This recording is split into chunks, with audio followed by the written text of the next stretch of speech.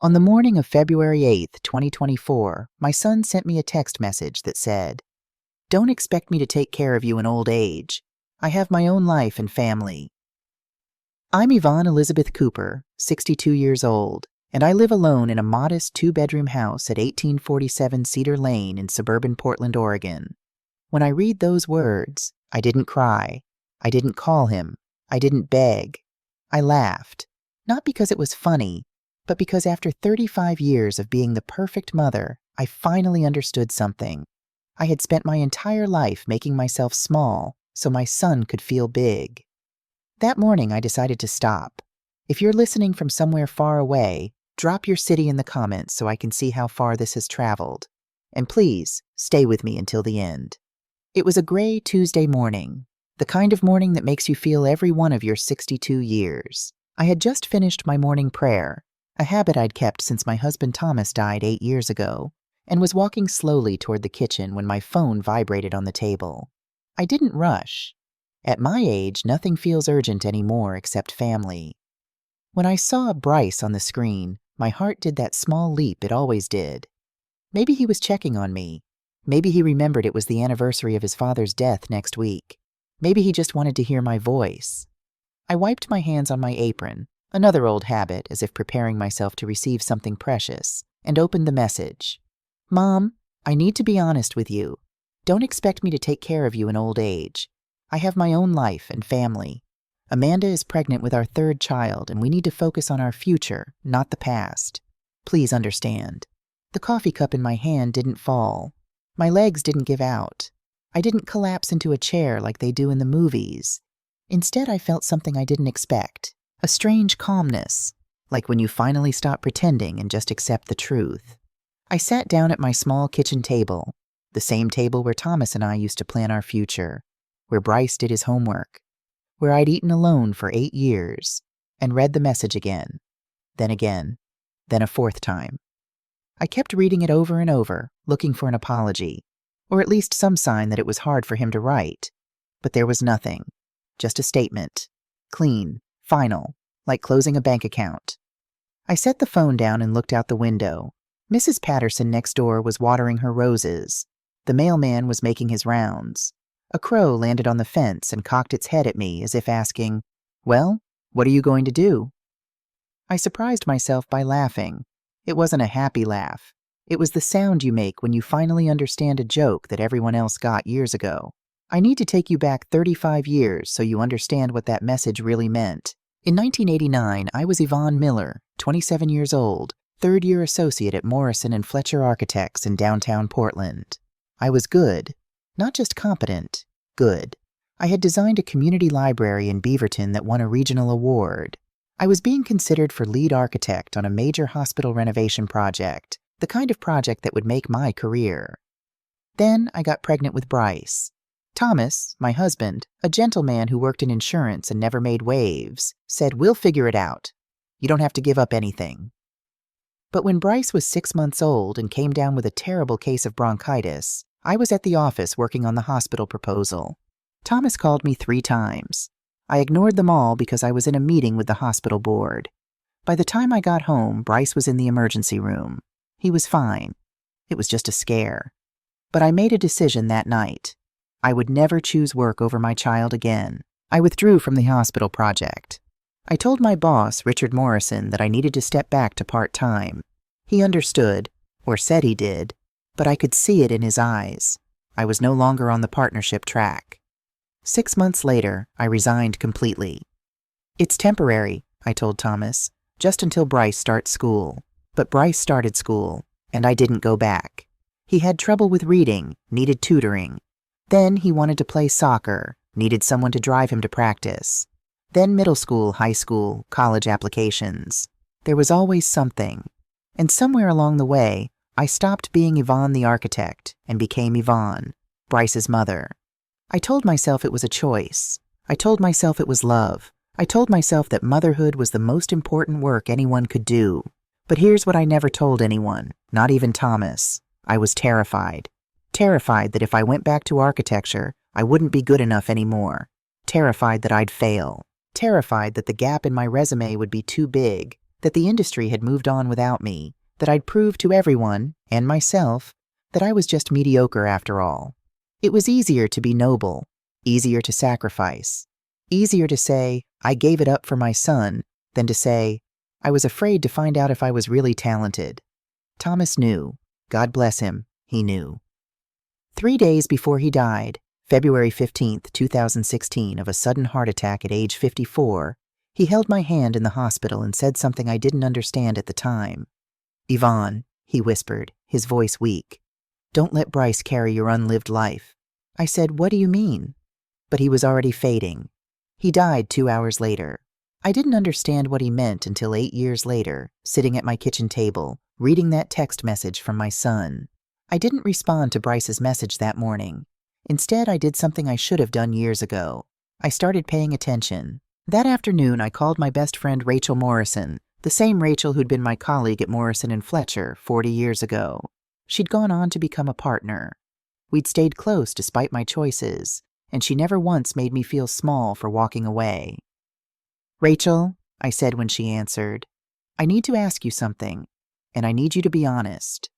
Of course. Did Bryce call you recently? There was a pause. Too long. Rachel, she sighed. 2 weeks ago, he asked about your house. Specifically, he wanted to know what properties in your neighborhood were selling for. My house. The small 2-bedroom I'd bought after selling the family home. The 4-bedroom colonial where Bryce grew up 5 years ago. What did you tell him? I told him to ask you himself, Rachel said. Yvonne, what's going on? I told her about the message. That son of a bitch, Rachel said, and I loved her for it. Yvonne, listen to me. You need to check your finances, all of them, right now. Why would I just do it? Please. After we hung up, I sat down at my computer, the one Thomas had bought me before he died, insisting I learn to use it even though I'd resisted, and logged into my bank account. I had 3 accounts. My personal checking, my savings, and a joint account I'd set up with Bryce 5 years ago when Thomas died. The idea was that if something happened to me, Bryce could access funds to pay for funeral expenses, handle my affairs. The joint account should have had approximately $68,000 in it. Thomas's life insurance, careful savings, the proceeds from selling our big house. The current balance was $23,412. $44,588 was missing. I sat very still. Then I checked the transaction history. 5 withdrawals over the past 14 months. March 15th, 2023, $8,500. June 3rd, 2023, $7,200. September 21st, 2023, $12,400. November 30th, 2023, $9,288. January 18th, 2024, $7,200, all made by Bryce Cooper. All from ATMs or wire transfers. All with memo lines that said things like Mom approved, home repair, or Mom approved, medical. I had approved none of them. I opened my email and searched for Bryce's name.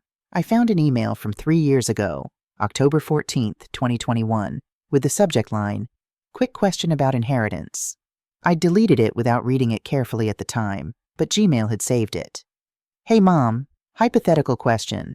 If someone wanted to receive their inheritance early, like to invest in a business opportunity, would that be possible? Just curious. Love you. I had responded. Honey, let's not talk about such things. I'm not going anywhere anytime soon. Focus on your family. He never brought it up again, until this morning. I couldn't sleep that night. At 2:47 a.m., I got out of bed and made tea. I sat at the kitchen table with a yellow legal pad. Thomas always kept them for making lists, and started writing. I wrote down every time Bryce had called me in the past 2 years. I went through my phone, my calendar, my memories. 47 phone calls. I went through each one and noted what he'd wanted. The results were devastating. 43 calls. Asking for money or help with something. 3 calls. Inviting me to grandchildren's events, but always last minute, always if you're free. 1 call. His birthday. When I called him, not a single call just to talk. Not one, how are you, Mom? Not one, I was thinking about you. I remembered something else then. Something small I'd dismissed at the time. Last Thanksgiving, November 23rd, 2023, I'd driven to Bryce's house in Beaverton for dinner. It was a 30-minute drive. I'd brought my famous pumpkin pie, the one Bryce had loved since childhood, and a bottle of wine. When I arrived, Bryce's wife Amanda answered the door. She was polite, smiled, let me in. But I noticed something. The dining table was already fully set. 12 places. And there was no room for me. "Oh," Amanda had said, looking flustered. I didn't realize you were coming." "Bryce invited me," I said. "On Monday." She looked at Bryce, who was in the kitchen. He shrugged.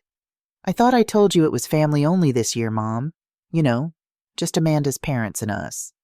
"I'm not family?" I'd said it lightly, like a joke. "You know what I mean," he'd said, not meeting my eyes. I'd left the pie and the wine and driven home. I cried the whole way, but I told myself I was being oversensitive. He was busy. He had a family of his own now. But now, looking at my yellow legal pad full of evidence, I understood. I wasn't family. I was a resource. The next morning, I went to see Jennifer Patterson, the woman who owned the coffee shop on Cedar Street where I sometimes had breakfast. Jennifer was 72, a widow like me, and we'd become friendly over the years. "Jennifer," I said, sliding into the booth across from her, "can I ask you something personal?" "Honey, at my age, nothing's too personal." "Your son, the one in Seattle. You said you don't talk anymore. What happened?" Her face changed. "Why do you ask?" I told her about Bryce's message. Jennifer nodded slowly. "My boy did the same thing. Different words, same meaning. He wanted my house. Said I should move into a retirement home. That I was too old to live alone. Said the house was wasted on me. What did you do?" I told him the house was mine until I decided otherwise. He didn't like that. We haven't spoken in 4 years. She looked at me with sharp, knowing eyes. "Yvonne, some children see their parents as ATMs, not people. They don't respect you. They inventory you." "Inventory?" "They look at you and see assets, property, money, things they're entitled to when you die. Or better yet, before you die." I felt sick. "What did you do?" I asked again. "I changed my will," Jennifer said simply. "Left it all to charity. The animal shelter, the women's shelter, the library. When I die, he gets nothing. And you know what? I sleep better now." That afternoon, I called Robert Sterling, the attorney who'd handled Thomas's estate 8 years ago. He was 60 years old, a widower himself, and had always been kind to me. "Yvonne," he said warmly when his secretary put me through. "It's been a long time. How are you?" "I need to change my will," I said. There was a pause. "All right. Can I ask why?" I told him. All of it. The message, the money, the pattern. When I finished, Robert was quiet for a long moment. "I'm sorry," he finally said, "but I'm not surprised." "What do you mean?" "Yvonne, in my 30 years practicing elder law, I've seen this more times than I can count. Adult children who treat aging parents like assets to be managed. It's a form of financial abuse, and it's more common than people think." "I don't want to punish him," I said quickly. I can't reward him for this." "You don't have to explain. Can you come in tomorrow? Say 10 a.m.? The next morning, February 10th, 2024, I sat in Robert Sterling's office on the 8th floor of the Cascade building downtown. Through the window, I could see Mount Hood in the distance, snow-covered and serene. Robert slid a document across his mahogany desk. "This is your current will," he said. "Everything goes to Bryce upon your death. The house, your savings, your investment accounts, your life insurance policy. Total estimated value, approximately $437,000. I blinked. "That much?" "The house alone is worth $320,000 in the current market.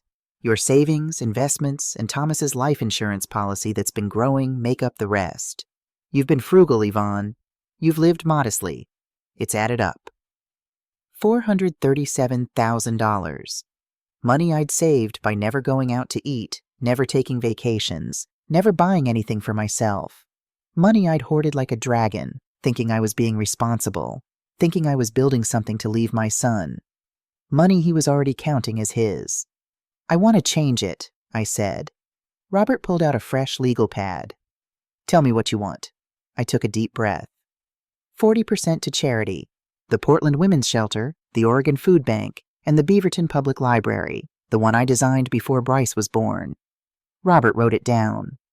30% to establish a scholarship fund for women over 50 who want to return to school or start new careers. Call it the Thomas Cooper Memorial Scholarship. Robert's pen scratched across the paper. I saw him smile slightly. And Bryce? He asked. I hesitated. This was the hard part.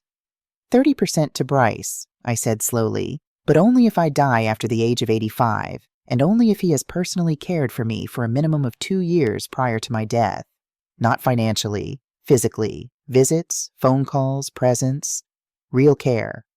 And if those conditions aren't met, the 30% goes to the scholarship fund. Robert looked up at me. Yvonne, he's going to find out about this eventually.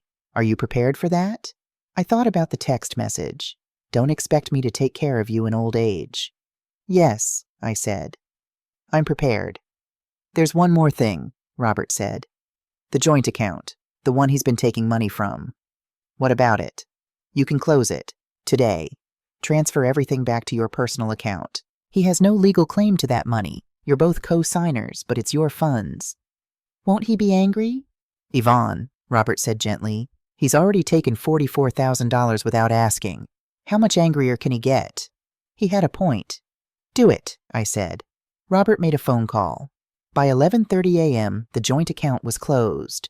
The remaining $23,412 was transferred to my personal savings account. I signed the new will. Robert notarized it. It was done. As I stood to leave, Robert said, Yvonne, for what it's worth, I think you're doing the right thing. Dignity isn't about being nice. It's about respecting yourself enough to require respect from others. I drove home slowly, taking the long way through Forest Park. The trees were bare, waiting for spring. I felt bare too, stripped of illusions. But I also felt something else. For the first time in 8 years, maybe for the first time in 35 years, I felt like I was standing on solid ground. That evening I made myself dinner, just a simple salad and some soup. I ate at the table, watching the sun set through the window. My phone rang. Bryce. I looked at it for a long moment. Then I let it go to voicemail. I had nothing to say to him yet, but soon I would. People always ask me if I felt guilty about changing the will, if I second-guessed myself, if I worried I was being too harsh. The truth? I felt lighter than I had in years.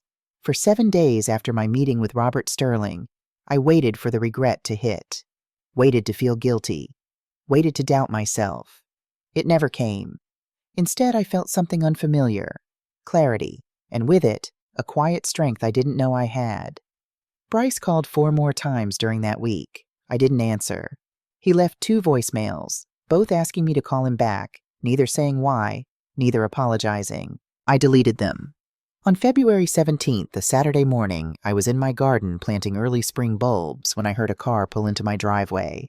I knew the sound of that engine, a silver 2022 Lexus RX 350. Bryce's car. I didn't stand up. I kept planting, pressing the tulip bulbs into the cold soil with my gloved hands. I heard the car door slam, footsteps on the gravel, then his voice. Mom! I looked up slowly.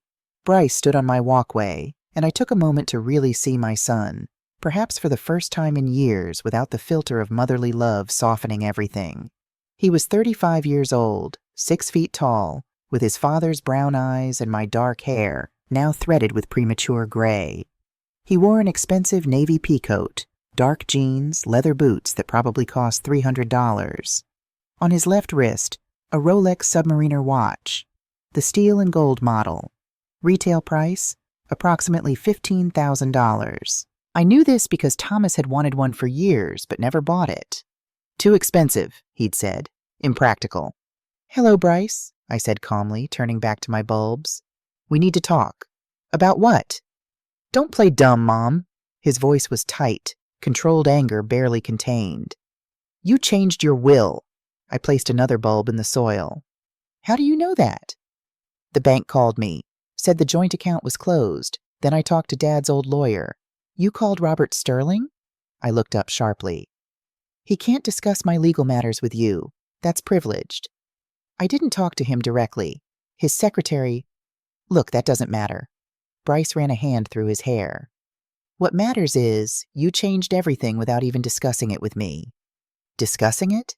I stood up slowly, pulling off my gardening gloves one finger at a time. The way you discussed sending me that text message? He had the grace to look uncomfortable. I didn't mean it the way it sounded. No? I walked past him toward my front door. Then how did you mean it, Bryce? Please explain to me how "don't expect me to take care of you in old age" could possibly mean something other than exactly what it says. He followed me inside. I didn't invite him, but I didn't stop him either. This conversation was going to happen. It might as well be now. In my living room, I sat in the armchair by the window, Thomas's chair, the one I'd kept all these years. Bryce remained standing, pacing like a caged animal. I was stressed, he said. Amanda is pregnant with our third child. Work has been insane. The mortgage on our house, the kids' private school tuition, the Rolex on your wrist? I asked quietly. He looked down at his watch as if seeing it for the first time. This was a gift. From Amanda, for our anniversary. Your anniversary is in June, I said. It's February. Early anniversary gift. How much did it cost?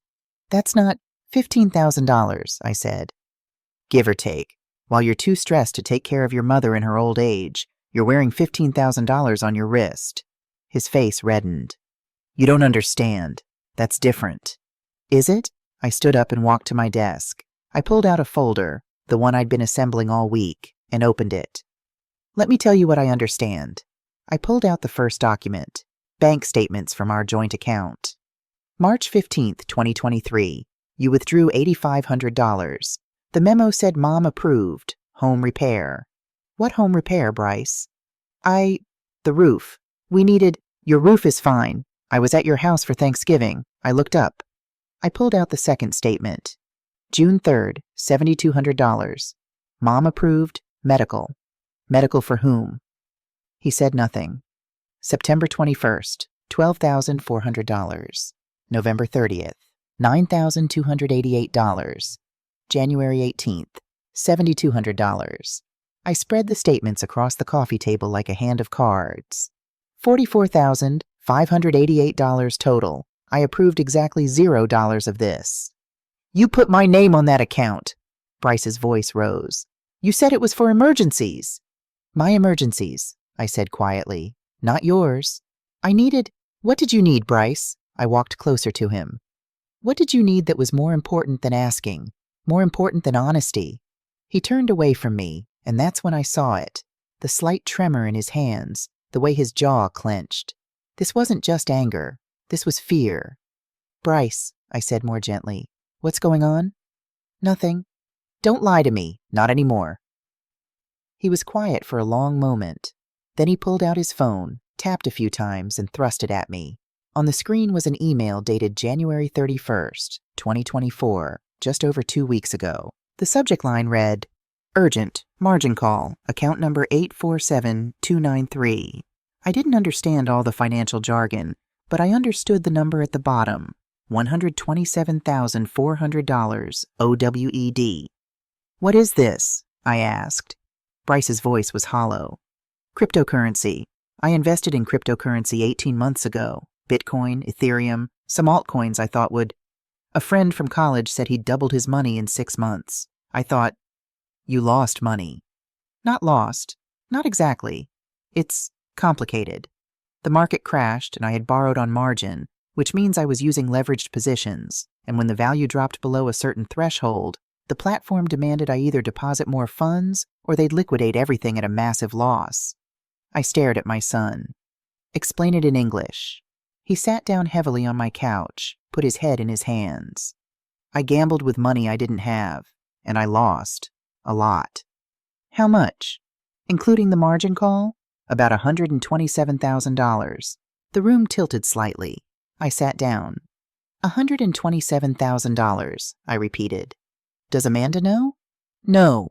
His voice was barely a whisper. God, no. She thinks I've been investing conservatively in index funds. She has no idea. And the $44,000 you took from our account? I was trying to recover the losses.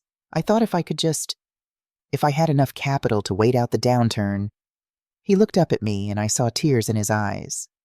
I was going to pay you back, Mom. I swear. Once the market recovered, I was going to put it all back and you'd never know. But it didn't recover. No, it got worse. I looked at the watch on his wrist. And the Rolex? Where did that come from? His face went pale. He looked down at his wrist like the watch was burning his skin. I bought it 6 months ago, he said quietly. With profits from trading, before everything crashed, before I lost it all. You mean with my money? I said. Money you stole from our joint account. The silence was his confession. The text message, I said slowly. The one about not taking care of me. That wasn't about being too busy, was it? He shook his head. I thought if I could get you to sell this house, move into something smaller, maybe even assisted living eventually, the equity would be, I could use it to cover your gambling debts. It's not gambling, it's gambling, I said firmly. And you were going to manipulate me into giving up my home to fund it. I didn't think of it that way. I thought I was protecting you. This house is too big for one person. You're getting older. Wouldn't it be easier to— Stop, I held up my hand. Don't you dare try to make this about my welfare. You sent me that cruel message to cut emotional ties before asking me for money. You thought if you made it clear you wouldn't take care of me, I'd be so desperate to maintain our relationship that I'd give you anything you asked for. The silence that followed was deafening. Finally, Bryce whispered, Maybe. I don't know. I wasn't thinking clearly. No, you were thinking very clearly. You were thinking strategically. You just didn't count on me fighting back. He looked up. Is that what this is? The will? You're fighting back? No, I said. I'm respecting your wishes. You said you have your own life, so I'm building my own life too. That's when we heard the front door open. Bryce? A woman's voice. Amanda, my daughter-in-law, appeared in the living room doorway, and I saw immediately that something was wrong. Her eyes were red. She'd been crying. In her hand was her purse and a checkbook. Amanda? Bryce stood up quickly. What are you doing here? I followed you. She looked at him, then at me. I'm so sorry, Yvonne. I didn't know. I swear to God I didn't know. Know what? Bryce's voice was sharp with panic. Amanda walked past him and sat down next to me. She opened her checkbook and began writing. 2 weeks ago, she said, her voice shaking, Bryce told me your house needed major repairs, foundation issues. He said you were too proud to ask for help, but you'd confided in him that you were struggling financially. He said we should help you. She tore out the check and handed it to me. It was made out for $45,000. This is from my inheritance from my grandmother, Amanda said. She left me $50,000 when she died last year. I put it in a separate account for our children's college funds. Bryce said we should use it to help you. I felt terrible taking your money all these years. The down payment for our first house, the help with Emma's medical bills when she was born, the car when ours broke down. I thought this was a way to finally give back. I looked at the check, then at Bryce. His face had gone white. He told you I needed money? I asked Amanda. He said you were too embarrassed to ask directly, that you'd mentioned it casually, but he could read between the lines. Amanda turned to Bryce, her voice breaking. You lied to me. About her. About us. About everything. Amanda, I can explain. Explain what? She stood up, and I saw a strength in my daughter-in-law I'd never noticed before. Explain why you stole from your mother? Explain why you manipulated both of us? Explain why you're wearing a $15,000 watch when you told me we couldn't afford a new washing machine. The watch was— I didn't buy you that watch, Bryce. I could never afford a watch like that. Amanda's voice was ice. Who did you steal from to get it? Bryce looked at the floor. I bought it myself, with profits from trading, before everything went bad. With my mother's money, I said quietly. Money you stole. The room went silent. I looked at my son, and in that moment, I felt something shift inside me. Not hatred, not even anger anymore. Something sadder and more final. Acceptance. This was who he'd become. Maybe who he'd always been, and I'd been too loving, or too afraid, to see it. Amanda, I said quietly, I can't accept this check. Please, she said, tears streaming down her face. I need you to take it. I need to know that at least some of the damage can be undone. I looked at the check, $45,000, almost exactly what Bryce had stolen from me. All right, I said, but not as repayment, as investment. Investment in what? I smiled for the first time since this conversation began. In making sure your daughters never have to make the choices I made. In making sure they know their worth isn't measured by how much they sacrifice. Amanda hugged me then, sobbing into my shoulder, and Bryce just stood there, watching the two most important women in his life align against him. Not against him, really. Against what he'd done. There's a difference. Bryce left my house that day without another word. Amanda stayed. We sat in my kitchen drinking tea while the February afternoon light faded outside. She told me things I'd never known. How Bryce had been increasingly secretive over the past year. How he'd started having work emergencies that required him to stay late at the office. How their credit card bills had started showing charges she didn't recognize. I thought he was having an affair, Amanda said quietly, staring into her cup. I almost wished it was an affair. At least that I could understand. What will you do? I asked. I don't know yet, but I know I won't let my daughters grow up thinking this is normal, that lying to family is acceptable, that money matters more than integrity. She looked at me. Yvonne, I'm so sorry. For everything. For not seeing what he was doing to you. You couldn't have known, I said. He fooled us both. But had he? Or had I let myself be fooled because it was easier than admitting my son wasn't the person I'd believed him to be? After Amanda left, I sat in the growing darkness of my living room, not bothering to turn on the lights. The house was quiet except for the ticking of the mantel clock, the one Thomas's parents had given us for our wedding. I thought about calling Rachel, but I didn't want to talk. I thought about calling Robert Sterling, but there was nothing legal to discuss yet. Instead, I did something I hadn't done in years. I went to my bedroom and opened the bottom drawer of my dresser, the one where I kept Thomas's things, his watch, his wedding ring, his favorite flannel shirt that still smelled faintly of his cologne even after 8 years. And underneath it all, a shoebox. Inside the shoebox were letters. Love letters Thomas had written me over the course of our marriage. I'd saved every one. I pulled out the last letter he'd written, dated February 10th, 2016, 5 days before he died. I'd found it in his desk drawer after the funeral. He must have written it, but never given it to me. My dearest Yvonne, if you're reading this, I'm gone. I hope I went quickly and didn't suffer. I hope I told you I loved you one last time. There's something I need to tell you, something I should have told you years ago. I was a coward. I kept secrets. And I'm sorry. You deserve to know the truth about everything. Check the safe deposit box at First National, box number 2847. The key is in my desk, taped under the bottom drawer. Whatever you find, please know, I loved you. I always loved you. But I wasn't perfect, and I'm sorry for the ways I failed you. Forgive me if you can. Forever yours, Thomas. I'd read this letter 100 times over the years. I'd even gone to the bank once, 2 years after he died, but I couldn't bring myself to open the box. I was too afraid of what I'd find. Proof of an affair? Evidence of debt? Some terrible secret that would destroy the memory of the only man I'd ever loved? But now, sitting in the darkness with the wreckage of my relationship with Bryce all around me, I realized something. I'd spent my whole life avoiding difficult truths. It was time to stop. The next morning, February 18th, 2024, I received a letter in the mail. The return address was from Seattle, Washington.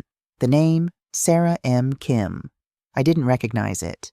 I opened it standing in my driveway, still in my bathrobe. Dear Mrs. Cooper, you don't know me, but my name is Sarah Michelle Kim. I'm 43 years old and I live in Seattle, where I work as a social worker for the King County Department of Social and Health Services. 6 months ago, I took a DNA test through one of those ancestry websites, just for fun, to learn about my ethnic background. What I learned instead was that the man I always believed was my father wasn't my biological father. The test connected me with a second cousin on my father's side. Through her, I was able to trace my biological father's identity. His name was Thomas Edward Cooper, your husband. I know this must come as a terrible shock. I'm so sorry to contact you this way, but I didn't know how else to reach out. I have no interest in money or inheritance, I promise you that. I never got to meet my father. He died before I even knew he existed. My mother's name was Linda Kim. She passed away when I was 5 years old, and I was raised by her sister, my Aunt Michelle. I never knew anything about my biological father except that my mother never spoke of him. After the DNA test, I hired a genealogist. She found birth records, old addresses, and eventually letters. Letters my father, Thomas, sent to my mother's last known address for years after she died. They were all returned unopened. Mrs. Cooper, if you're willing, I would very much like to meet you. Not to disrupt your life, but to understand the man who was half of who I am. I've enclosed my phone number and email address. Please, if you find it in your heart, contact me. With sincere respect, Sarah Michelle Kim. I read the letter 3 times. Then I walked inside, sat down at my kitchen table, and called the number she'd provided. She answered on the second ring. Hello? Sarah, I said, this is Yvonne Cooper. We met 1 week later, on February 25th, at Jennifer's coffee shop on Cedar Street. I arrived 15 minutes early and ordered chamomile tea I didn't drink. When Sarah walked in, I knew her immediately. She had Thomas's eyes. Dark brown, almost black, with long lashes. She had his smile, the one that started slow and then lit up his whole face. She even walked like him, with a slight bounce in her step, as if she were perpetually optimistic about what was around the corner. Mrs. Cooper? She said tentatively. Yvonne, I said, standing. Please call me Yvonne. We sat down, and for a moment neither of us spoke. We just looked at each other. 2 women connected by a man we'd both lost, in completely different ways. Thank you for meeting me, Sarah finally said. I wasn't sure you would. I wasn't sure I would either, I admitted.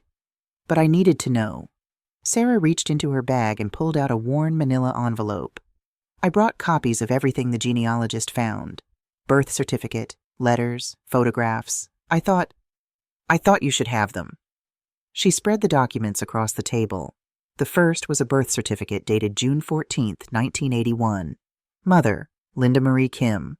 Father, Thomas Edward Cooper, 43 years ago. Thomas would have been 22.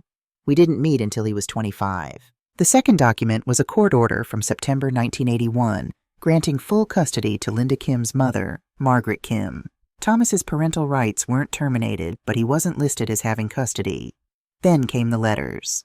There were dozens of them, all addressed to Linda Kim at an address in Tacoma. All stamped, Return to Sender, Addressee Deceased. Thomas had sent one every year on Sarah's birthday from 1986 until 2008, 22 years of letters to a daughter he couldn't reach. I opened one, dated June 14th, 1995, Sarah's 14th birthday. Dear Sarah, you're 14 today. I wonder what you look like. Do you have your mother's smile? Do you like to read? Do you know I exist? I send money to the account your grandmother set up every month. It's not much, $500, but I hope it helps. I hope you're happy. I hope you're loved. I married a wonderful woman 5 years ago. Her name is Yvonne. We have a son named Bryce. He's 6 years old. He'll never know he has a sister. I'm ashamed of that. But I'm also afraid. Afraid of losing Yvonne. Afraid of hurting you. Afraid of being honest.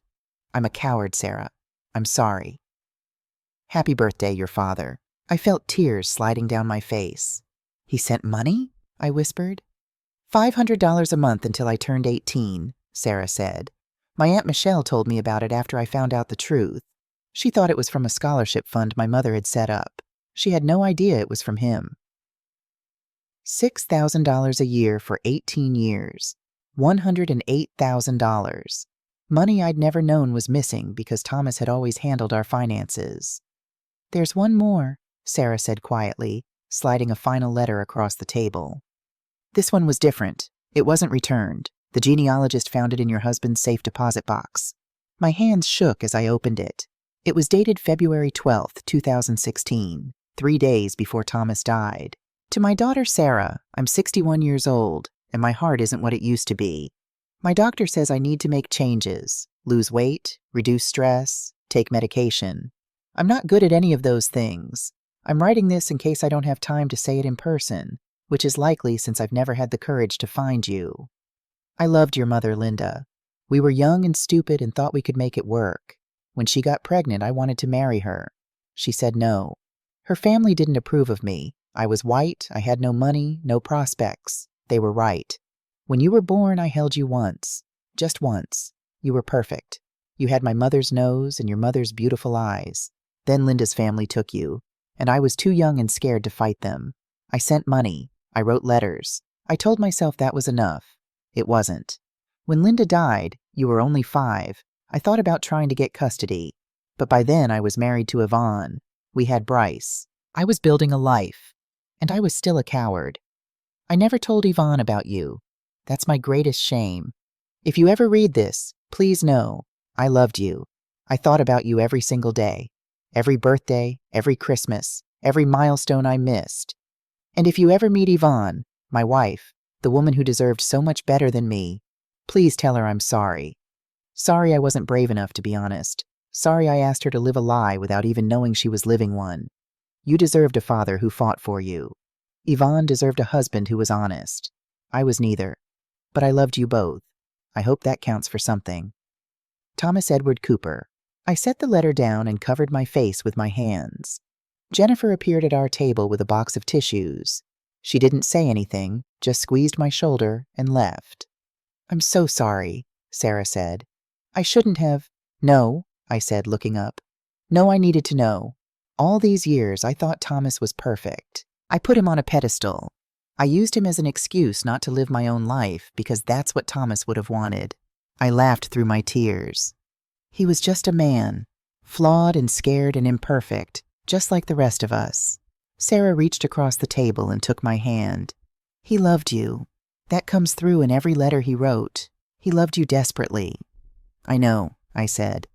But love and honesty aren't the same thing, are they? We sat there for a long time, 2 women grieving the same man for entirely different reasons. Finally, I said, tell me about yourself, your work, your life. And Sarah did. She told me about her job as a social worker, specializing in elder care. She told me about the old people she worked with, many of them abandoned by their families, many of them victims of financial abuse by their own children. It's more common than people think, Sarah said. Adult children who see their aging parents as assets instead of people. They isolate them, manipulate them, steal from them. By the time someone notices, the damage is done. I thought about Bryce. I'm working on a case right now, Sarah continued. An 82-year-old man whose son convinced him to sign over power of attorney. The son sold his father's house, emptied his bank accounts, and moved him into a low-income nursing home.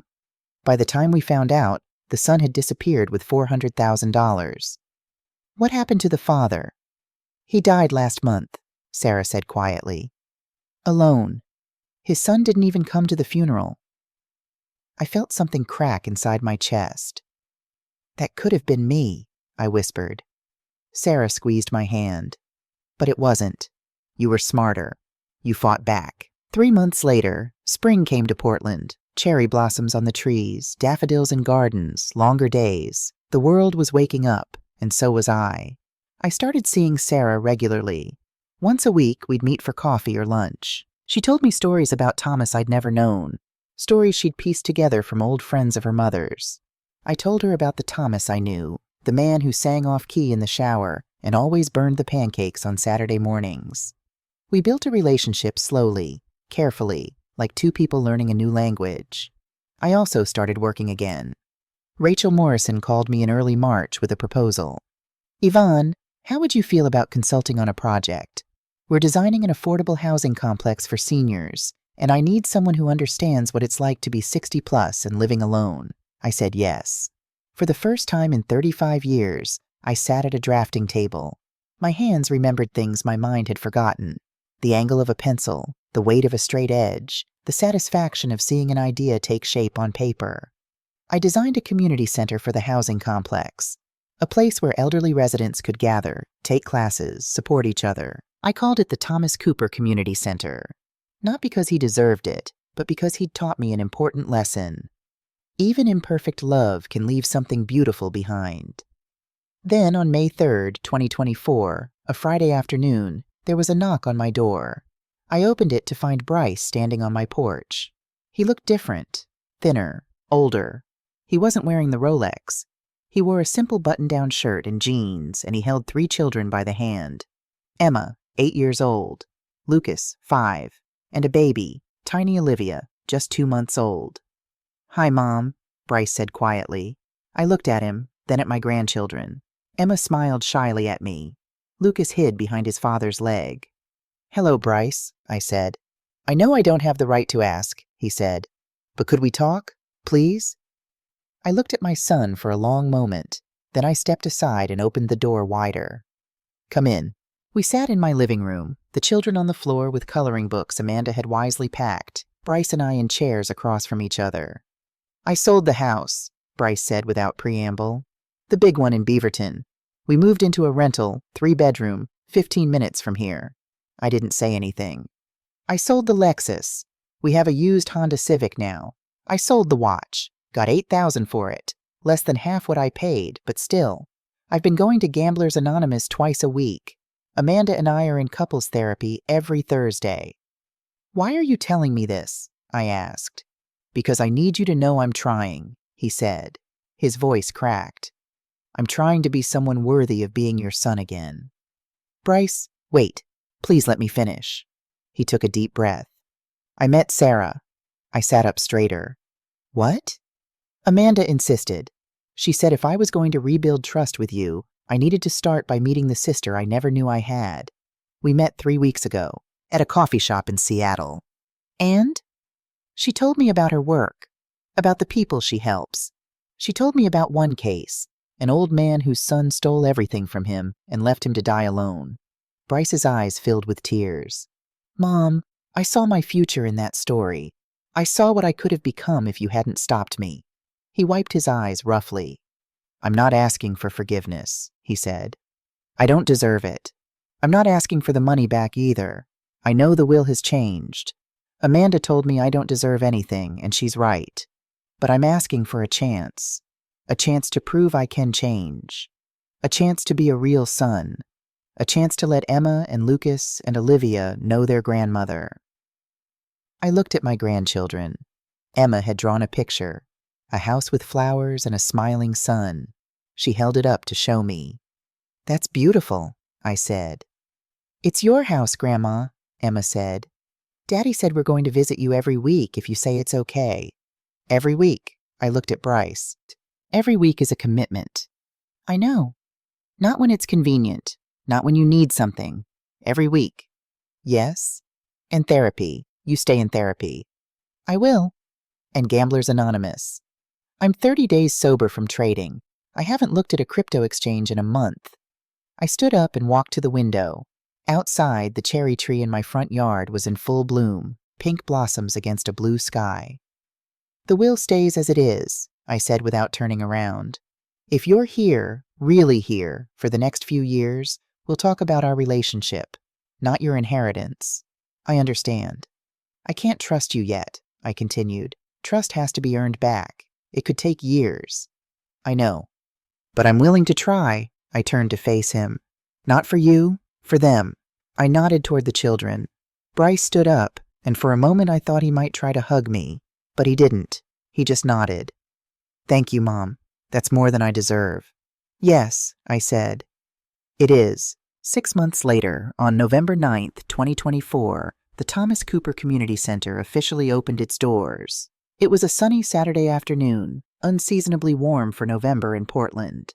Over 200 people attended the ribbon-cutting ceremony.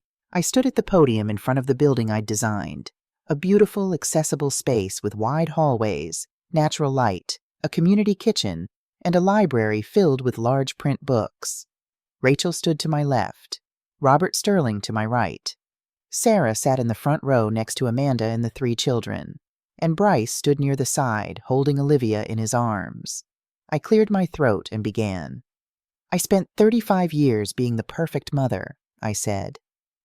"I sacrificed my career, my dreams, my identity. I thought that's what love meant. I thought if I gave enough, sacrificed enough, made myself small enough, I would earn the love and respect of my family." I paused, looking out at the crowd. It almost destroyed me. 2 years ago, I received a message that changed my life. It was cruel, it was selfish, and it woke me up. I realized I'd spent my whole life waiting for permission to matter. Permission from my son. Permission from society. Permission from my own fear. This center is about choice, I continued. It's for women who forgot they're allowed to choose themselves. It's for people who think being 60 or 70 or 80 means your story is over. It's for anyone who needs to remember that dignity isn't about being perfect. It's about respecting yourself enough to require respect from others. I looked directly at Bryce, then at Sarah.